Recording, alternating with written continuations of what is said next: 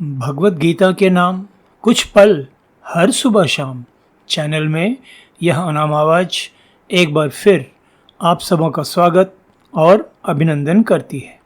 साथियों, आज आप सबों के बीच प्रस्तुत है भगवत गीता तृतीय अध्याय का 13वां श्लोक। यज्ञ शिष्टासिनः संतो मुच्यन्ते सर्व किल्वशैः भुंजते ते त्वघं पापा ये पचन्त्यात् आत्मकारणात्। इस श्लोक का सरल शाब्दिक अर्थ इस प्रकार है। यज्ञ से बचे हुए अन्न को खाने वाले श्रेष्ठ पुरुष सब पापों से मुक्त हो जाते हैं, और जो पापी लोग अपना शरीर पोषण करने के लिए ही अन्न पकाते हैं वे तो पाप को ही खाते हैं। साथियों, इस श्लोक में भी योगेश्वर श्री कृष्ण अर्जुन को यज्ञ का ही महत्व समझा रहे हैं। पिछले एपिसोडों में तृतीय अध्याय के 9वें श्लोक पर चर्चा करते हुए हमने यज्ञ के संबंध में विस्तार पूर्वक चर्चा की थी। साथियों, हम साधारण संसारी लोग तो स्वभावतः अपने निजी हितों की पूर्ति के लिए ही सभी कर्म करते रहते हैं। यह हम अज्ञानी जगजीवों का सहज स्वभाव होता है। निजी हितों अर्थात कर्म फल की आशा की इसी स्वाभाविक प्रवृत्ति के कारण हम कर्म बंधन में फंसकर इस मृत्युलोक, जिसे श्री कृष्ण ने भगवत गीता में दुखालयम और शाश्वतम कहकर संबोधित किया, बारंबार जन्म लेते हैं और मरते रहते हैं। किंतु आत्मज्ञानी योगी साधक लोग तो सांसारिक कामनाओं से मुक्त होकर निस्वार्थ अनासक्त भाव से सत्कर्मों में ही जीवन व्यतीत करते हैं। उनके द्वारा किए जा रहे सांसारिक कर्मों के साथ साथ परमात्मा की ध्यान साधना भी लगातार बिना व्यवधान के चलती रहती है, जिसके कारण उनके द्वारा किए जा रहे कर्म विकर्म बन जाते हैं, अर्थात फल नहीं देते। और ऐसे योगी साधक कर्म बंधन से मुक्त रहते हुए परमात्मा के परमानंद की अनुभूति में मग्न रहते हैं। उन्हें सांसारिक सुखों से प्राप्त होने वाले आनंद की क्षण भंगुरता का पूरा ज्ञान रहता है, इसलिए वे बड़े आसानी से उनके आकर्षण से परे हो जाते हैं। इस प्रकार अनासक्त निस्वार्थ भाव से केवल अपने ही नहीं बल्कि संसार के अज्ञानी जगजीवों के कल्याण के उद्देश्य से किए गए कर्म यज्ञ का ही स्वरूप होते हैं। इसलिए तो योगेश्वर श्री कृष्ण ने पिछले श्लोक में अर्जुन को उपदेश देते हुए कहा था, यज्ञार्थात् कर्मणो अन्यत्र लोको अयम कर्म बंधनः तदर्थं कर्म कौन्तेय मुक्त संगः समाचर। अर्थात यज्ञ के निमित्त किए जाने वाले कर्म के अतिरिक्त दूसरे कर्मों में लगा हुआ ही यह मनुष्य समुदाय कर्म बंधन में बंधता है। इसलिए हे अर्जुन, तू आसक्ति से रहित होकर उस यज्ञ के निमित्त ही भली भांति कर्तव्य कर्म कर। साथियों, सामान्य जीवन में हमारे द्वारा किए जाने वाले हवन यज्ञ अनुष्ठानों में हवन कुंड में प्रज्वलित पवित्र अग्नि में दी जाने वाली घी तथा अन्य हवन सामग्री की आहुति एक प्रकार से मानवीय जीवन ऊर्जा का परमात्मा की ब्रह्मांडीय ऊर्जा से मिलन का सांकेतिक रूप होता है।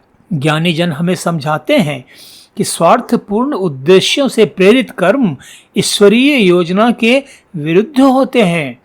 यही कारण है कि प्राचीन काल से ही हमारे ऋषियों, मुनियों, तपस्वियों, मनीषियों ने हम साधारण जगजीवों को एक सूत्र दिया था, महोपनिषद का यह सूत्र, जिसमें ज्ञानियों ने कहा, अयम निजः परो वेति गणना लघु चेतसाम उदार चरितानाम तु वसुधैव कुटुंबकम।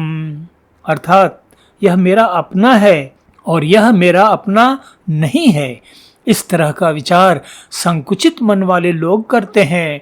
उदार हृदय वाले लोग तो संपूर्ण धरती को ही अपना परिवार मानते हैं।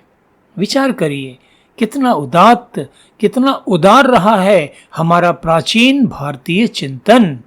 सिर्फ अपने लिए ही नहीं बल्कि पूरे मानव समाज के लिए जीना, इस विचार से अनासक्त निस्वार्थ भाव से किए गए सभी कर्म यज्ञ के ही समान होते हैं। इस प्रकार हम देखते हैं कि योगेश्वर श्री कृष्ण जब अर्जुन से बार बार यज्ञ की चर्चा करते हैं तो उनका संकेत इसी निस्वार्थ उदार मानसिकता से किए गए कर्मों की ओर होता है। आज की भौतिकतावादी संस्कृति में सरोबार आधुनिक मनुष्य की मानसिकता कितनी संकुचित हो चुकी है, इस पर चर्चा की कोई आवश्यकता नहीं है।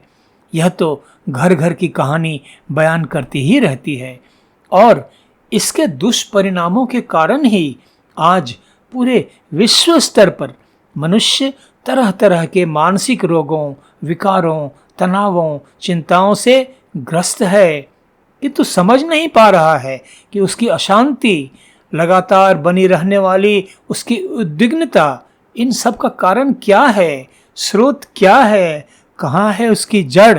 साथियों, भगवत गीता में अर्जुन के प्रति कहा गया यह श्लोक आज के युग में नारकीय जीवन जी रहे हम जगजीवों के लिए आंखें खोलने वाला है। योगेश्वर श्री कृष्ण अर्जुन को समझाते हुए कह रहे हैं कि यज्ञ से बचा अन्न खाने वाले श्रेष्ठ पुरुष सभी पापों से मुक्त हो जाते हैं। ध्यान दीजिए साथियों, श्री कृष्ण यज्ञ से बचा अन्न खाने वाले मनुष्यों को श्रेष्ठ बता रहे हैं और यह भी कह रहे हैं कि इस प्रकार परोपकार की भावना से जीवन जीने वाले मनुष्य सभी पापों से मुक्त हो जाते हैं।